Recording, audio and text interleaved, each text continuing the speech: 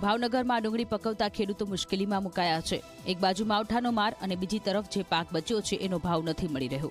ખૂબ જ મહેનત કરી માવજત કરી ખેડૂતોએ ડુંગળીનો પાક તૈયાર કર્યો, પરંતુ જ્યારે તેને વેચવાનો વારો આવ્યો ત્યારે ભાવ તળિયે જતા રહ્યા।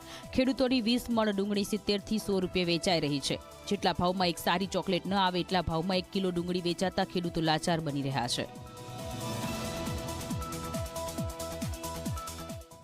ખેડૂતોને એવી કમોસમી વરસાદ એના કારણે એક તો આમ ડેમેજ બધું માલ થઈ ગયો છે, ત્યારે ખેડૂતોને ભાવ મળતો જ નથી। 50 થી 60 રૂપિયામાં ખેડૂતને ખર્ચાના પણ પણ ભાડાના પણ ખેડૂતને ઓછામાં ઓછો 300 થી 350 રૂપિયા ઓછામાં ઓછો ભાવ મળે ને તો ખેડૂતને કંઈક એના ફાર્મના ને કંઈક મજૂરીના પૈસા થાય, બાકી કાંઈ પૈસા થવાના નથી। સરકારને આમ લોકો બધા કહે છે ખેડૂત જગતનો તાત છે, પણ ખેડૂત જગતનો તાત છે એને તમે ખેડૂતને થોડોક ઊંચો લાવો તો ખેડૂત જગતનો તાત રહેશે, બાકી ખેડૂત જગતનો તાત રહેશે નહીં।